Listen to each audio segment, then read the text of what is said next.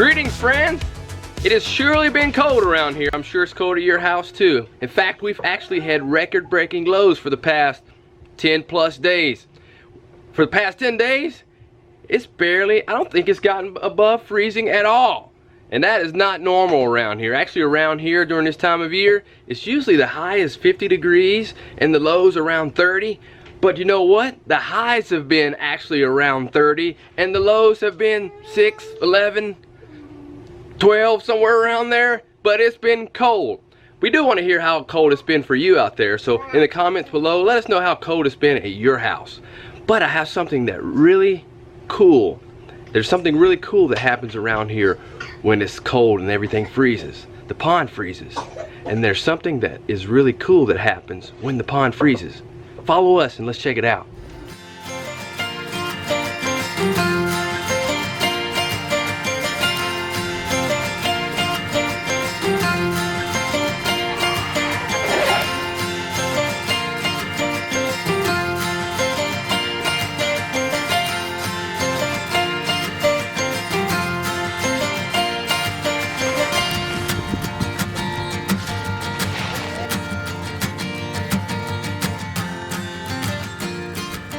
Since it has been below freezing for a number of days now, the pond is actually frozen, and it's frozen probably about 2 inches deep.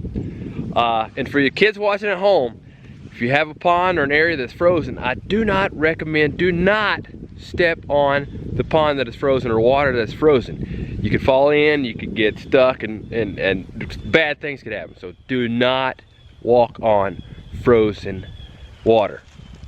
But one of the neat things that happened the other day is when Lacie let the ducks out, they were going out. We usually let them out most days just so they can get out and have fresh grass and play in the pond. We let them out of the electrified netting that they're in. For those of you who don't see our vlogs on a normal basis, that's how we keep our ducks. But once you let them out, the ducks were rushing to go to the pond just like normal. However, once they got there, they met the surprise of the water being frozen.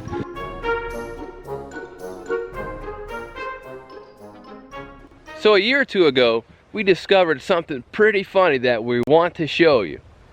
It involves the frozen pond and golf balls. It can be other objects. But check out what happens when Josiah throws the golf ball onto the pond.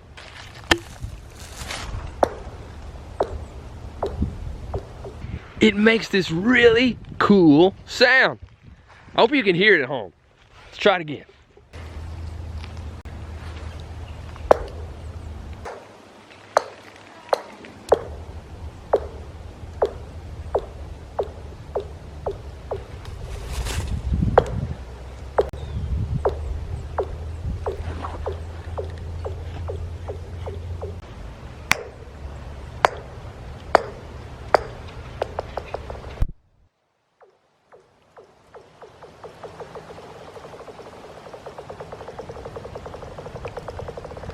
Now that we've been out here just a few minutes, we're pretty cold, so we're gonna head inside and warm up. To those of you who are new to our channel, we actually live in a yurt. And our primary source of heat is our wood stove. And just in case you wanna know about our insulation, the insulation that we have in our yurt is basically wrapped around in this foil insulation. So for the most part with the wood stove, we stay pretty warm. However, with it being really cold, colder than normal, we've actually gone through more wood, I think, here lately than we have maybe all of last year. So I'm actually gonna have to chop some wood, chop some more wood today. And I'm gonna be using a new tool sent to us. So the new tool that I have is the Leveraxe. Yes, this Leveraxe is a product from Finland. So we're gonna give it a try. We typically use just a normal axe. This one here is a cobalt axe that we've used for a number of years now. We use that in conjunction with the maul. Right now our maul is broken, so we'll have to get a new one of those, but we're gonna try the Leveraxe today, see how it works. One of the best techniques that I have found that has worked for me when I split wood is to basically chop your wood along the sides, working clockwise around the wood. So I found that it's best to take your chops or take your swings of the axe and work along the sides, working along in a clockwise manner.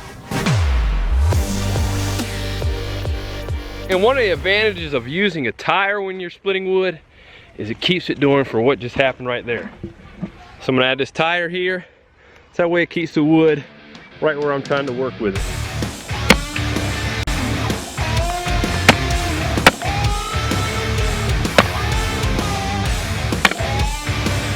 It definitely has a different feel to it than a normal axe, just slightly, but I'm starting to like it. Definitely kind of separates the wood a little bit easier.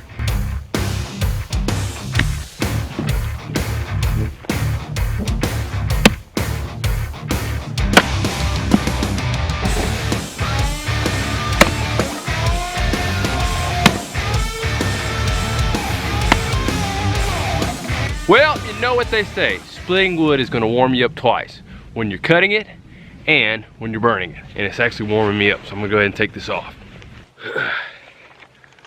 Splitting wood is actually an excellent workout. You get a lot of cardio involved, but you also get some abs, you get some forearms, you get some back. So overall, splitting wood is a great workout. If you don't have access to being able to split wood or chop wood, a good alternative would be a tire with a sledgehammer. You can kind of get the same action going, still get the cardio going, still be a good workout.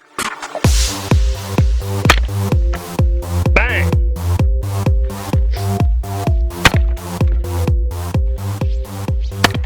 Now I must say, I am nowhere near an expert at splitting wood. I've only been doing it about two and a half, maybe 3 years. But some of the things that I have learned, some of them I shared with you already, but a couple of things I've learned is to look for some of the weak spots in the wood, and you kind of hear it, and that kind of helps you with making your strikes.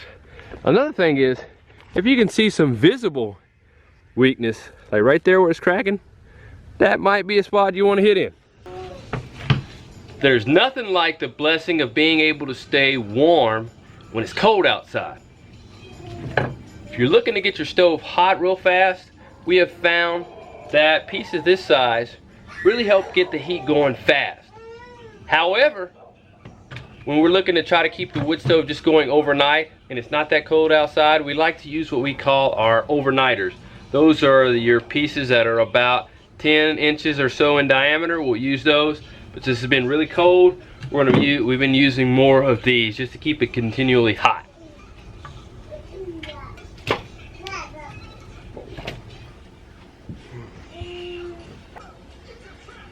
So after using the Leveraxe for some time now, I got a feel of just using the axe and being able to compare it with the normal axe. Overall, I would say that I really like the Leveraxe. However, I do not recommend retiring the normal traditional axe. I think they both have tremendous value and both can be used in your equipment or your arsenal of just tools to split wood. One of the things that I noticed about the Leveraxe is that it was great for once you kind of get down in there, it really helps separate and split the wood. And that is great, and that's one of the disadvantages of traditional axe. Sometimes a traditional axe will get down in there and actually will get stuck if you don't have enough power, or if that wood, depending on the type of wood, you can get stuck in that log that you're trying to split. The Leveraxe was good for actually being able to split it and prevent the axe from actually getting stuck. However, on the other hand, if the Leveraxe if there's a log that's a little bit longer, the Leveraxe has a tendency, it doesn't want to just, because it has a curve on the blade, it doesn't go straight down into the wood, which your traditional axe, because it doesn't have a curve, that blade will go right down through the log that you're trying to cut.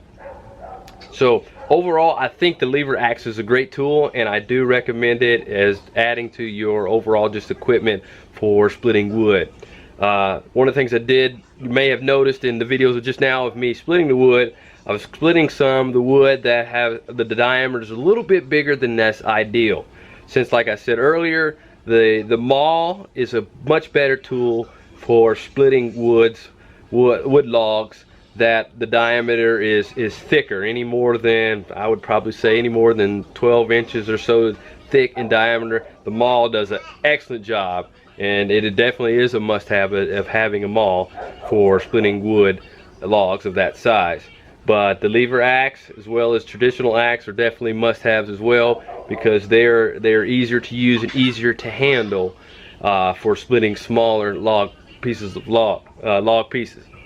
In the future, I plan to buy a gas-powered wood splitter, but right now we are working with what we have.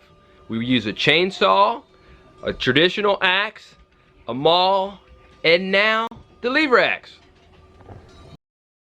In conclusion, I'm definitely glad that we have the Leveraxe.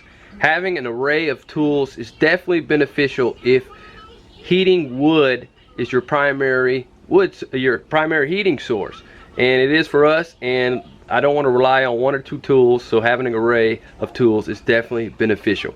So I am glad we have it, and in this video I just gave you a little bit of insight on how we heat our home. Yep, we primarily heat our home by wood with our wood stove, and having the right tools to split and prepare our wood to go into wood stove is vitally important. Well, that's it for this episode. If you are interested in purchasing the Leveraxe, we are going to provide that information in the show notes below. Hope you enjoyed it. See you next time.